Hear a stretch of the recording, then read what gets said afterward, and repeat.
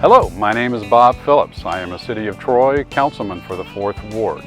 I'm also president of the Miracle League of the Miami Valley, which is a handicapped accessible baseball field that we hope to build here at this facility. I'm also the chairman of the Operation Rec Levy campaign, which is what I'm primarily here to talk about today.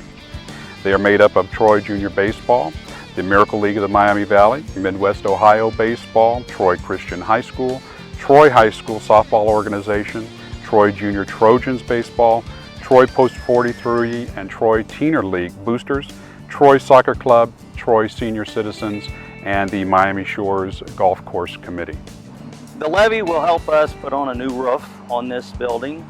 We need a couple new shuffleboard courts we're looking at as a possibility. Our windows are very, very old, and we'd like to look at the windows and screens, and the parking lot needs repaved.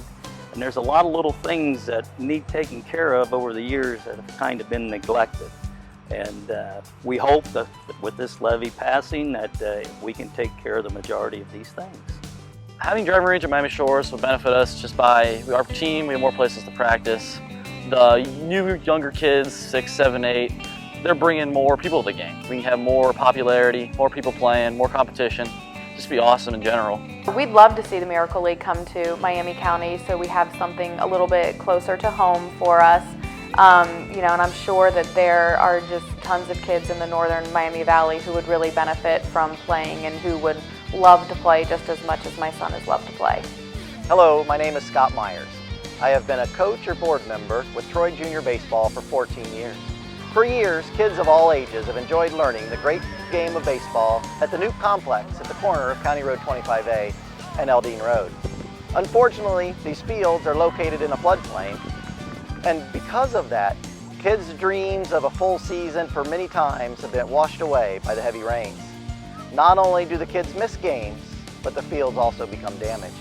Our hope is to move the fields out of the floodplain so that the kids can enjoy a full season enjoying the great game of baseball, America's pastime, in one of America's best communities.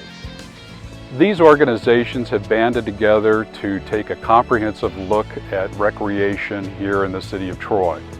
Primarily, our focus was started with Troy Junior Baseball and the flooding condition of their Nuke Field location on 25A that has occurred over innumerable years. They have rarely had a season where they've been able to finish, and literally have invested tens, if not hundreds of thousands of dollars in repair and replacement at their facility. We have been told by the donors that have repaired and replaced things at this facility that their funding has been cut off or will be cut off and that they need to seek a new location. With the help of Miami County Parks District and the City of Troy, and now this group of citizens, we located the Hewells Camp Farm, and the City of Troy benevolently bought that property, funded in part by the Duke and Robinson Foundations and ODNR, or State of Ohio, funds. As one young man commented to one of our board members, "Miss Penny, we ain't got baseball this year because of the flooding that has occurred there on a regular basis."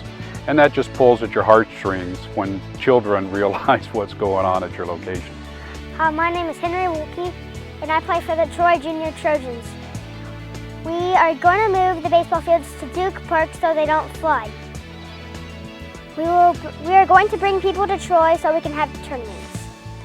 The Operation Recreation Committee has committed to completing the Duke Park complex, which will include 9 baseball fields for both t-ball, baseball, and softball. Included in that will be a handicapped accessible baseball field, which will be funded 100% by private donations.